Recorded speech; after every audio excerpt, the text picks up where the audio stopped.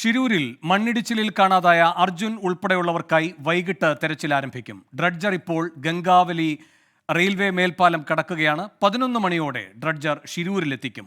ഉപകരണങ്ങൾ ഘടിപ്പിക്കാൻ 5 മണിക്കൂർ വരെ സമയം വേണ്ടിവരും. അർജുന് എന്ത് സംഭവിച്ചുവെന്നറിയണമെന്ന് സഹോദരി ഭർത്താവ് ജിതിൻ 24-നോട് പറഞ്ഞു. ഡ്രഡ്ജിങ് ഇന്ന് സ്റ്റാർട്ട് ചെയ്യുമെന്ന് തന്നെയാണ് കരുതുന്നത്. നമ്മുടെ പ്രധാനമായിട്ടുള്ള ആവശ്യം എന്ന് പറഞ്ഞാൽ അർജുനിലേക്ക് എത്തുക, അല്ലെങ്കിൽ ആ ലോറിയുടെ ക്യാബിനിലേക്ക് എത്തുക എന്ന് തന്നെയാണ് നമ്മുടെ പ്രധാനപ്പെട്ട ആവശ്യം. അതുപോലെ തന്നെ മറ്റ് 2 പേരുടെയും കാര്യത്തിൽ ഒരു തീരുമാനം ഉണ്ടാകും എന്ന് തന്നെയാണ് നമ്മൾ ഈ ഡ്രഡ്ജിങ് സ്റ്റാർട്ട് ചെയ്തതിന് ശേഷം 2-3 ദിവസത്തിനുള്ളിൽ തന്നെ അതിനൊരു ഉത്തരം, ഇതിനെല്ലാം ഒരു ഉത്തരം ലഭിക്കുമെന്ന് തന്നെയാണ് പ്രതീക്ഷ. ഈ ലക്ഷ്മണൻ്റെ കടയുടെ ഭാഗത്താണ് ഈ സെർച്ചിങ് നടക്കുന്നത്. ആ ഭാഗത്തായിരുന്നു മറ്റ് 2 പേരും എന്ന് തന്നെയാണ് നമ്മുടെ അനുമാനം. ദൗത്യത്തിന്റെ പുരോഗതി വിലയിരുത്താൻ കാർവാർ ജില്ലാ കളക്ടറുമായി സംസാരിച്ചെന്ന് മന്ത്രി AK ശശീന്ദ്രൻ പറഞ്ഞു. പുതിയത് ഞാനിപ്പോൾ ഷിരൂരിൽ കാർവാർ ഡിസ്ട്രിക്ട് കളക്ടറുമായിട്ട് സംസാരിച്ചിട്ടുണ്ട്. അവര് ഈ 10-ഓടുകൂടി എത്തുന്നു. ഇൻസ്റ്റാൾ ചെയ്യാനുള്ള താമസം എത്രയാണെന്ന് കൃത്യമായി പറയാൻ കഴിയില്ല. അത് ഇൻസ്റ്റാളിനുള്ള ഏർപ്പാടുകൾ ചെയ്താൽ ഇന്ന് തന്നെ ഡ്രഡ്ജിങ് ആരംഭിക്കാൻ കഴിയുമെന്നാണ് പ്രതീക്ഷിക്കുന്നവർ പറഞ്ഞു. കാർവാർ ജില്ലാ കളക്ടർ അവര് വൈകുന്നേരം അത് ഉറപ്പുവരുത്താൻ ഷിരൂരിൽ പോകുന്നുണ്ടെന്ന് എന്നോട് പറഞ്ഞിട്ടുണ്ട്.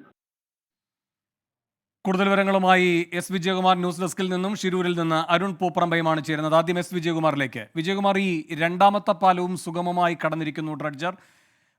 അപ്പോൾ ഇനിയിപ്പോൾ ദൗത്യത്തിലേക്ക് അതിവേഗം കടക്കാൻ കഴിയുമെന്ന പ്രതീക്ഷയല്ലേ ഇത് നൽകുന്നത്? വേണു, ഏതാനും മിനിറ്റുകൾ എന്ന് വെച്ചാൽ 11 മണിക്ക് മുമ്പ് തന്നെ ഈ ദൗത്യമേഖലയിലേക്ക് ഈ ഡ്രഡ്ജർ എത്തിക്കാൻ കഴിയും.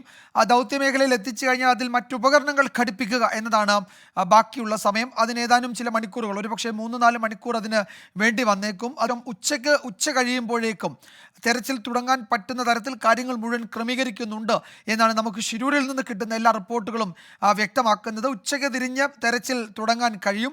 1-2 മേഖലകൾ കേന്ദ്രീകരിച്ചായിരിക്കും ഇന്ന് തെരച്ചിൽ നടക്കുക.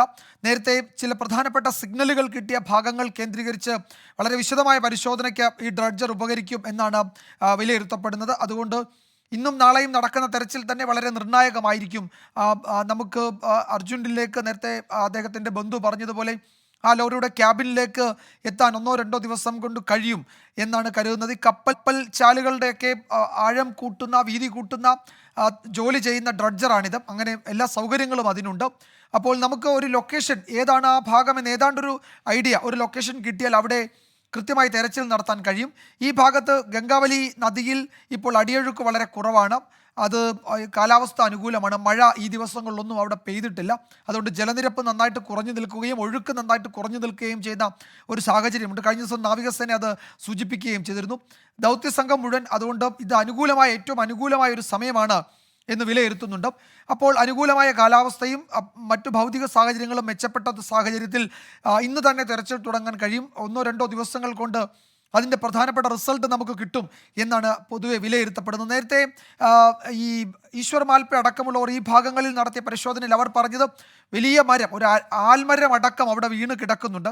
അപ്പോൾ അതൊക്കെ അവിടെ നിന്ന് ആ മണ്ണിൽ നിന്ന് മാറ്റിയെടുക്കുക, അല്ലെങ്കിൽ അത് വേറൊരു ഭാഗത്തേക്ക് മാറ്റുക എന്നതാണ് ഒരു പ്രധാനപ്പെട്ട ദൗത്യം. അപ്പോൾ അതിന് ഈ മനുഷ്യൻ അവിടെ ഇറങ്ങിയാൽ ഒന്നും ചെയ്യാൻ കഴിയില്ല.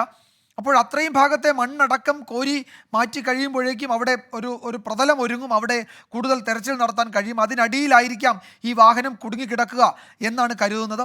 അങ്ങനെ നേരത്തെ സോണാർ പരിശോധനയിൽ സിഗ്നൽ കിട്ടിയ 1-2 ഭാഗങ്ങളുണ്ട്.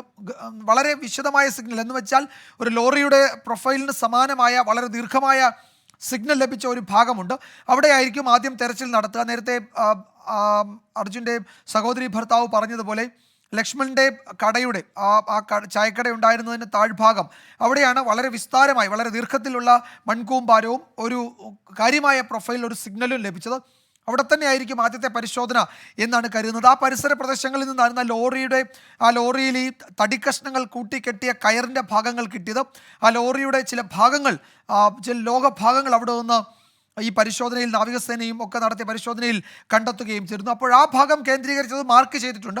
ആ ഭാഗത്താണ് വിശദമായ പരിശോധന ഇനിയുള്ള ദിവസങ്ങളിലും നടക്കുക. അവിടുത്തെ തെരച്ചിൽ ഫലം കണ്ടില്ലെങ്കിൽ മാത്രമായിരിക്കും മറ്റൊരു മേഖലയിലേക്ക് തെരച്ചിൽ മാറ്റുക. എന്തായാലും ഒരു ഒരു ഒരു റിസൾട്ട് ഉണ്ടാകുന്ന പരിശോധനയ്ക്ക് ഈ ഡ്രഡ്ജർ ഉപകരിക്കും. അതിനുള്ള സാഹചര്യമുണ്ട് അവിടെ. ഏതാണ്ട് 11 മണിയോടെ ഇപ്പോൾ നമ്മൾ കാണുന്ന ഈ റെയിൽവേ പാലത്തിന് താഴ്വശത്തു കൂടി വളരെ സ്ലോമായി അത് പോകുന്നുണ്ട്. അപ്പോൾ 2 പാലവും കടന്നത് പോവുകയാണ്. അപ്പോൾ ഏതാനും മിനിറ്റുകൾക്കുള്ളിൽ 11 മണിയോടുകൂടി അത് ആ ദൗത്യ മേഖലയിൽ എത്തിക്കും. തുടർന്ന് ഈ യന്ത്രസാമഗ്രികളൊക്കെ ഉപകരണങ്ങളൊക്കെ ഘടിപ്പിച്ച് അതിന് ഉച്ചയ്ക്ക് ശേഷം ആ ദൗത്യത്തിന് അതിനെ ചുമതലപ്പെടുത്താൻ അവിടെ നിയോഗിക്കാൻ കഴിയും എന്നാണ് കരുതുന്നത്. വേണു. ശരി, വിജയകുമാർ തുടരുക. ഈ ഡ്രഡ്ജർ ഇപ്പോൾ രണ്ടാമത്തെ മേൽപ്പാലവും കടന്ന് ദൗത്യമേഖലയിലേക്ക് സുഗമമായി എത്തിക്കൊണ്ടിരിക്കുകയാണ്.